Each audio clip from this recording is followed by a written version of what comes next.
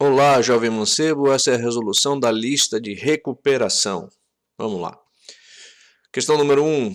Uma bola de meio quilo é chutada a uma velocidade de 10 metros por segundo. Ao dobrarmos a velocidade, qual deve ser a modificação resultante na energia cinética? Bom, a equação da energia cinética diz que a energia cinética é igual a massa vezes a velocidade ao quadrado do corpo dividido por 2.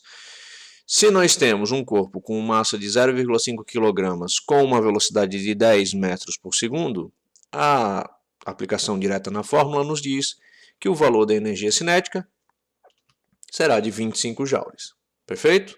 Nenhum problema aqui na resolução da conta, você só substitui os valores nas respectivas variáveis e faz a álgebra, né? 10 ao quadrado é 100, 100 vezes 0,5 dá 50 e 50 dividido por 2, 25. Entretanto, a pergunta é, ao dobrarmos a velocidade, qual deve ser a modificação resultante na energia cinética? Bom, se a gente dobra a velocidade, de 10 para 20 metros por segundo, e faz a mesma álgebra, a mesma conta, a gente vai ver que a energia cinética ela cresce para 100 joules. Ou seja, ela quadruplica, ela aumenta 4 vezes. Isso é de se esperar, uma vez que quando você dobra a velocidade, você tem aí a velocidade na equação elevada ao quadrado, então se você dobra a velocidade, você aumenta a energia cinética em 4 vezes. Tá? Isso aqui é para provar que a velocidade estando ao quadrado, o aumento nela vai ser um aumento exponencial. Tá? Então ele aumenta elevado ao quadrado a energia cinética. Lembrando sempre que a energia cinética e a velocidade são diretamente proporcionais. Se você aumenta a velocidade, você aumenta a energia cinética. Se você diminui a velocidade, você diminui a energia cinética. Perfeito? Então, número 2. Uma garota de massa 30 kg está em um balanço e atinge a altura de 2 metros no ponto mais alto da trajetória. Qual deve ser a sua energia potencial no ponto onde sua velocidade é zero? O ponto onde a velocidade é zero é o ponto mais alto da trajetória, porque uma vez que ela alcança o ponto mais alto, ela deve parar para começar a descer, certo? Se a velocidade dela é zero, ela não tem energia cinética, ela só vai ter energia potencial. A expressão da energia potencial é igual a massa, a gravidade vezes a altura. A massa é 30 kg, a gravidade sempre é 10 metros por segundo ao quadrado e a altura é de 2 metros. Então, substituindo os valores nas variáveis, você tem que a energia potencial é de 600 joules. Fim do problema. 3. Quando uma bola de basquete de 0,5 kg é lançada contra uma tabela que está a 3 metros de altura, bate no aro com velocidade de 20 metros por segundo. Qual o valor da energia mecânica nesse momento? Bom, nesse momento você tem uma bola que tem velocidade e tem altura, portanto ela tem energia cinética e energia potencial. A energia cinética é massa vezes a velocidade ao quadrado dividido por 2 e a energia potencial massa, gravidade e altura. Então, os valores da massa e velocidade são esses, 0,5 kg e 20 metros por segundo. Substituindo na equação e fazendo a álgebra, dá energia cinética igual a 100 joules. Já a energia potencial, você precisa da altura e da gravidade. Substituindo na equação, fazendo a conta, você descobre que a energia potencial é igual a 15 joules. Como ele quer o valor da energia mecânica, basta você somar os dois valores e chegar no valor final de 115 joules de energia mecânica. 4. Um gatinho está em frente ao espelho a uma distância de 10 centímetros. Se ele se assustar ao ver sua imagem e se afastar mais 10 centímetros, qual seria a distância entre ele e a sua imagem projetada no espelho? Bom, um gatinho em frente ao espelho, se ele estiver a 10 centímetros do espelho, a imagem dele vai estar a 10 centímetros do espelho também. Isso significa dizer que a distância do gatinho até a sua imagem é de 20 centímetros. Porém, se o gatinho se afastar mais 10 centímetros, a sua distância do espelho vai ser a mesma da distância da imagem ao espelho. Então, nesse caso, se ele tem agora 20 centímetros da sua distância ao espelho, a sua imagem também terá 20 centímetros. Então, a distância entre a imagem projetada no espelho e ela, né, o gatinho, será de 40 centímetros. 5. Utilizando as regras de reflexão para espelhos esféricos, determine como será a imagem projetada em cada uma das situações a seguir. Bom, aqui são as 4 situações. Você tem o objeto afastado do espelho, o objeto entre o foco e o centro de curvatura do espelho, o objeto sobre o foco e o objeto entre o espelho e o foco. Bom, no primeiro caso, o objeto afastado do espelho, os raios de luz que vierem reto do objeto batem no espelho, saem passando pelo foco, e os raios de luz que passam pelo foco batem no espelho e saem retos. No ponto onde se cruzam, tá? Você pode ainda usar um terceiro raio de luz, que é aquele que passa pelo centro de curvatura, bate no espelho e volta pelo mesmo caminho. Os pontos onde a luz que já bateu no espelho voltam a se cruzar é aqui. Então a imagem aqui ela vai estar de cabeça para baixo e menor. E também vai ser uma imagem real. Tá? No ponto onde o objeto está entre o centro de curvatura e o foco, você vai ter que os raios de luz vão se cruzar um pouco depois do centro de curvatura. Tá? A imagem continua de cabeça para baixo, mas agora já está um pouco mais ampliada. Quando o objeto está no foco, nenhum raio de luz se cruza depois de ter batido efetivamente no espelho, e significa que não forma imagem, é imagem imprópria. E quando o objeto está entre o espelho e o foco, utilizando as regras de reflexão, a gente vai ver que os raios de luz eles vão se cruzar antes do espelho, né? Vai ser um cruzamento virtual, ele não acontece realmente. Então, a imagem ela vai ficar direita e ampliada. Então, veja só, qualquer ponto que seja afastado do espelho até o foco, o objeto será sempre invertido e real. Tá? Ele sempre vai estar de cabeça para baixo.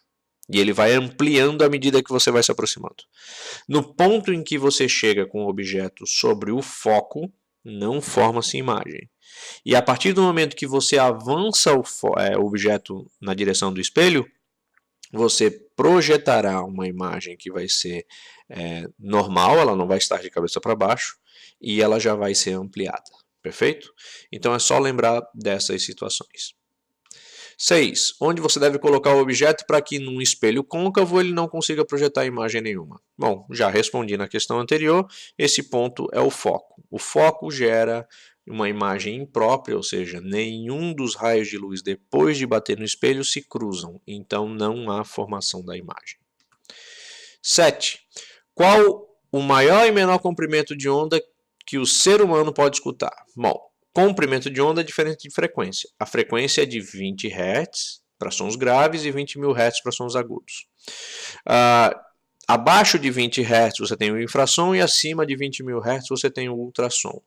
Os comprimentos de onda vão depender da velocidade do som no meio. Então, se a gente admitir o som no meio ar, a velocidade é a 340 metros por segundo.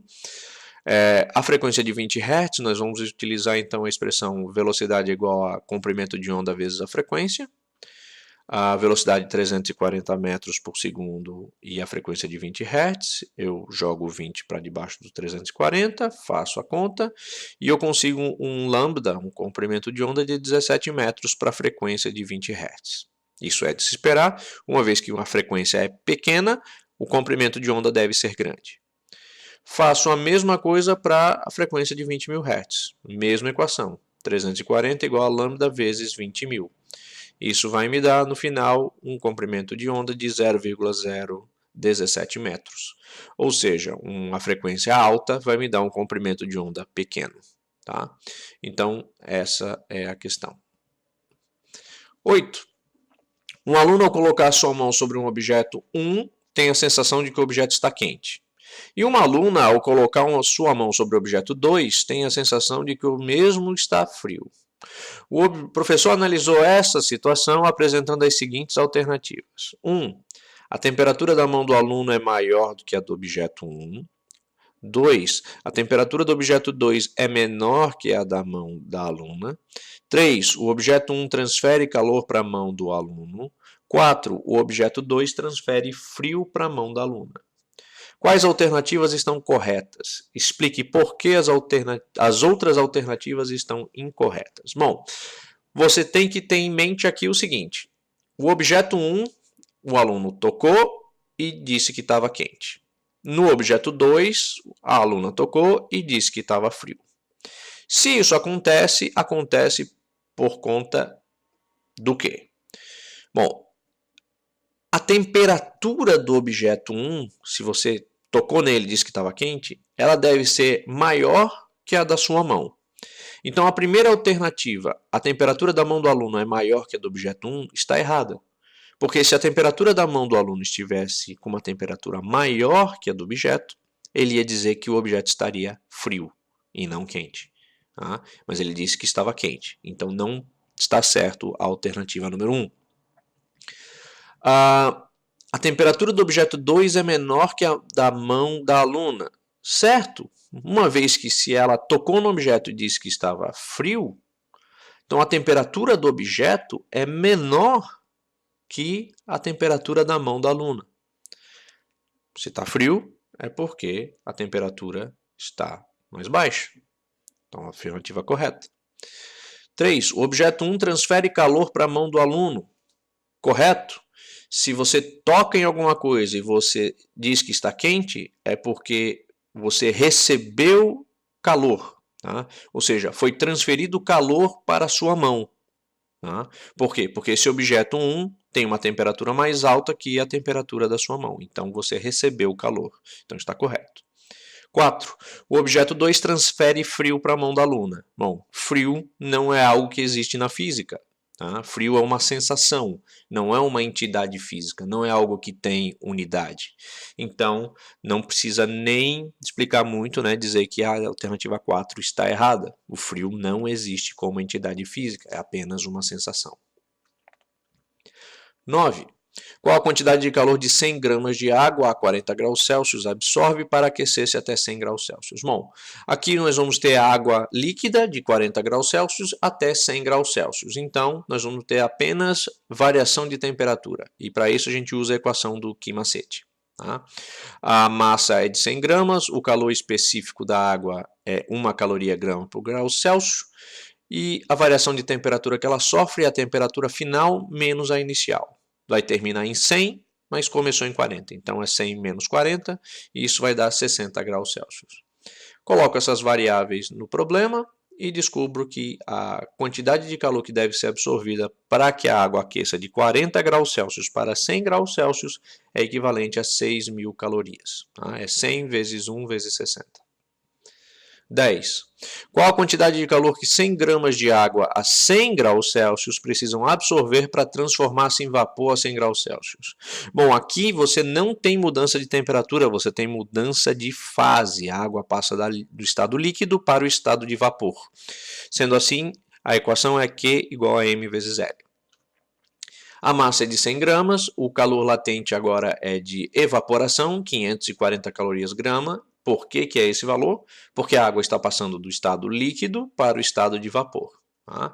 Então, jogando na equação, você descobre que a quantidade de calor que precisa ser absorvida para a água evaporar, 100 gramas de água evaporarem, é equivalente a 54.000 calorias. Tá? 11. Qual a quantidade de calor que 100 gramas de gelo a menos 4 graus Celsius precisam absorver para transformar-se em água a 40 graus Celsius? Bom, aqui nós temos mudança de temperatura e mudança de estado físico. Então, primeiramente, nós vamos ter o gelo que sai de menos 4 graus Celsius para 0 graus Celsius. Perfeito? Isso significa que vai haver mudança na temperatura. Então, eu uso o Ki-Macete. Tá? A massa é 100, o calor específico do gelo é 0,5 caloria grama por grau Celsius e a variação de temperatura é final menos inicial. Termina em 0, mas começa em menos 4. Então, 0 menos menos 4 vai me dar 4 graus Celsius de variação de temperatura. Se eu fizer a conta, 100 vezes 0,5 vezes 4, vai me dar 200 calorias. Então, para o gelo mudar de menos 4 graus Celsius para 0 graus Celsius, ele só precisa absorver 200 calorias. Agora, para o gelo virar água, isso tudo vai acontecer a 0 graus Celsius, portanto, não haverá variação de temperatura, apenas mudança do estado físico do gelo para a água. Então, Q igual a M vezes L. O calor latente de fusão aqui, para o gelo derreter, ou para a água congelar, é de 80 calorias grama. Então, 100 vezes 80 vai me dar 8.000 calorias.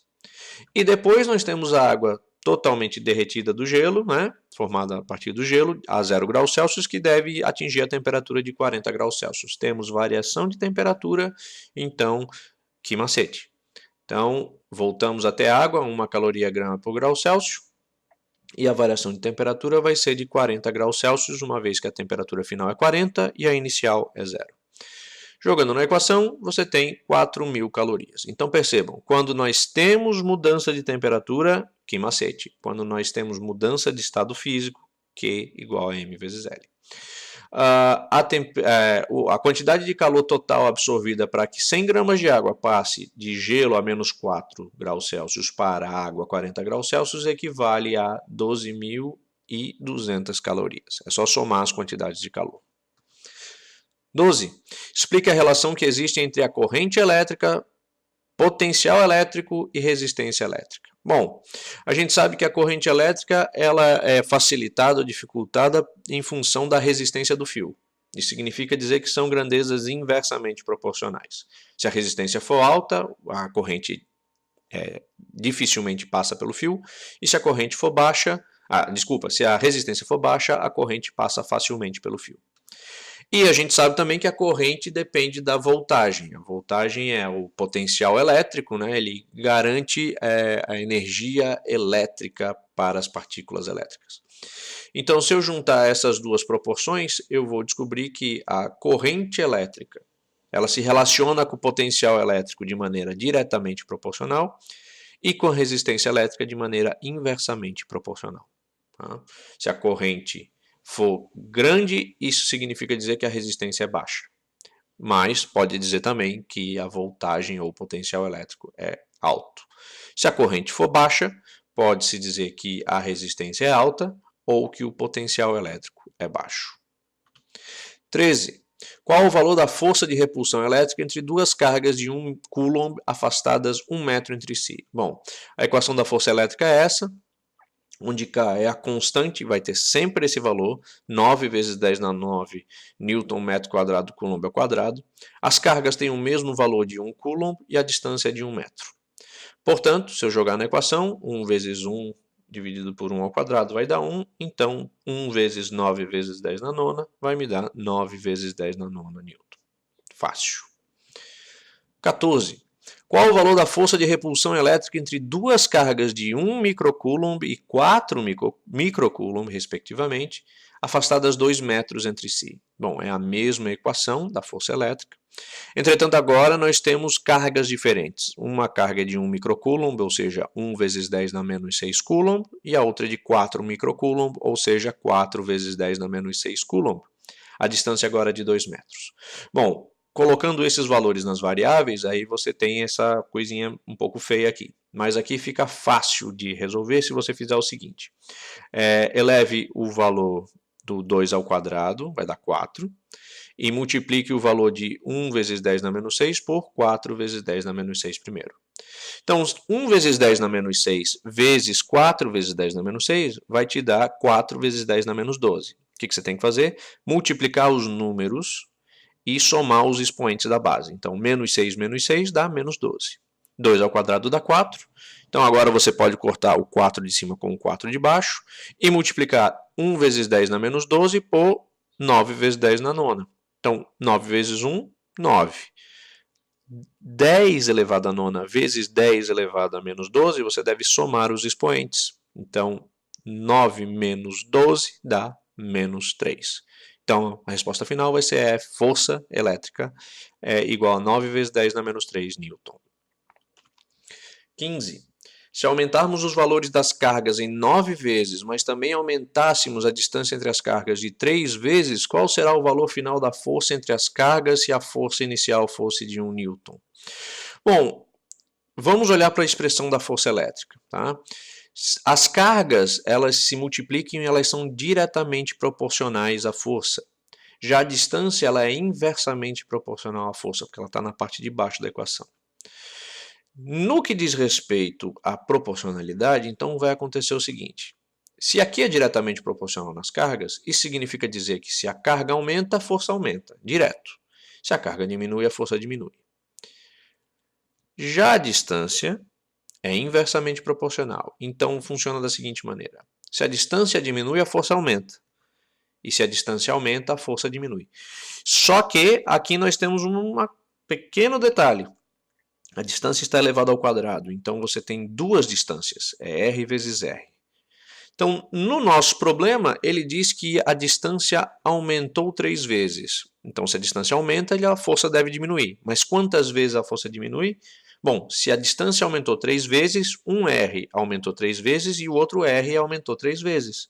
3 vezes 3 dá 9 vezes. Então, a força deve diminuir 9 vezes se houvesse apenas esse aumento da distância. Entretanto, o problema também afirma que as cargas aumentaram 9 vezes. Portanto, a força deveria aumentar 9 vezes. Mas somente se houvesse apenas o aumento das cargas. Como você tem uma combinação de aumento das cargas e aumento da distância, as proporções finais vão ser, pelas cargas, um aumento de 9 vezes e pela distância, uma diminuição de 9 vezes. Então, no final das contas, não há modificação nenhuma no valor da força. Então, se a força inicial era de 1 newton, a força final, depois dessas modificações, será de 1 newton. Porque não houve nenhum tipo de aumento considerável, ou diminuição considerável. Porque a força, a proporção que fez a força aumentar, também houve uma proporção que fez a força diminuir. Tá? O aumento da carga e o aumento da distância produziu aumentos e diminuições equivalentes. Ou seja, não houve modificação nenhuma. E com isso a gente finaliza a lista de recuperação. Obrigado e até a próxima.